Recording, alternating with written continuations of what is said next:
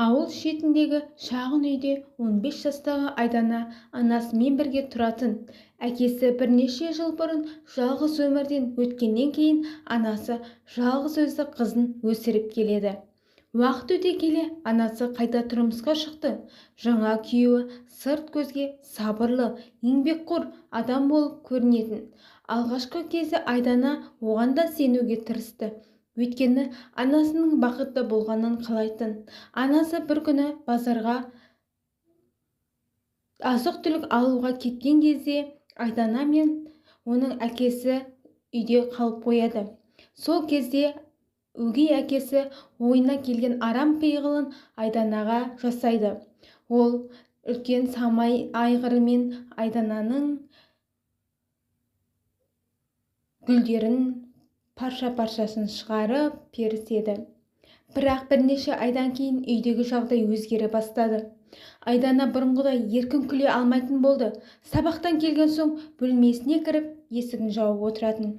Анасы: "Қызым, бір жерің ауырып жүр ме?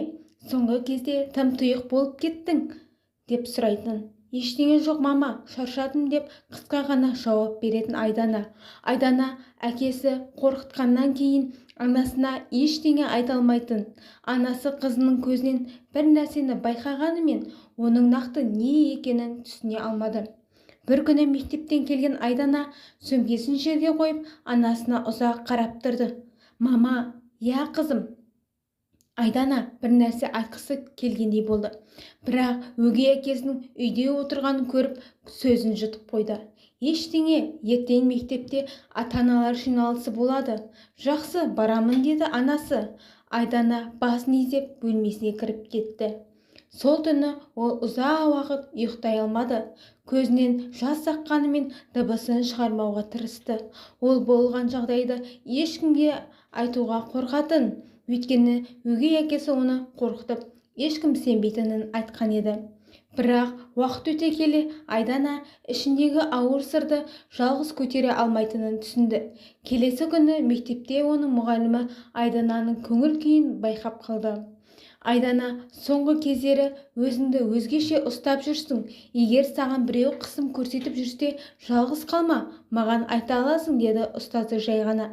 Осы сөздер Айдананың жүрегін қозғалтты. Ол біраз үнсіз отырды да ақырын болған жағдайды айтып берді. Мұғалім қатты таңғалғанымен өзін сабырлы ұстады. "Сен кінәлі емессің, Айдана. Ешбір бала мұндай жағдайға кінәлі болмайды", деді ол. Сол күні мектеп қызметкерлері мен тиісті мамандар Айдананың қауіпсіздігін қамтамасыз ету үшін әрекет етті. Анасы бұл жаңалықты естігенде алғашында сенбей қалды. "Жоқ, мүмкін емес. Ол маған ешқашан ондай адам болып көрінген жоқ". Бірақ қызының көзіндегі қорқынышты көрген сәтте анасы шындықты түсінді. Ол қызын құшақтап: "Кешірші мені, қызым.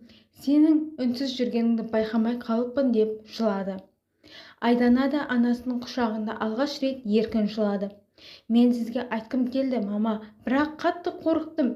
"Енді қорықпа, мен сені ешқашан жалғыз қалдырмаймын". Оқиға тиісті органдарға жеткізіліп, тергеу басталды. Айданаға мамандардың көмегі көрсетілді, ал анасы қызының жанынан табылып, оны қайтадан қалыпты өмірге оралуына бар күшін салды. Арада бірнеше ай өтті. Айдана бұрынғыдай бірден күліп кеткен жоқ, бірақ ол қайтадан мектепке барып достарымен сөйлесе бастады. Армандарын қайта еске түсірді. Bir күні ол анасына: "Мама, мен болашақта психолог болғым келеді", деді. Анасы қызына қарап күлімсіреді. "Неге?" "Себебі бір күні мен сияқты қорқып қалған балаларға сен жалғыз емессің деп айтқым келеді". Анасы қызының қолын ұстап: "Сен өте мықтысың, қызым", деді. Айдана терезеге қарап тұрды. Бұрын бұл терезе оған сыртқа шыға алмайтын тар әлем сияқты көрінетін. Ал енді ол терезеден күннің сәулесін көрді. Ол өткенін ұмытпады, бірақ өткеннің оның бүкіл өмірін анықтауына жол бермеуді үйренді. Кейде ең батыл қадам үнсіз қалмай шындықты айту, ал кінә әрқашан зорлық жасаған адамда болады, жәбірленушіде емес.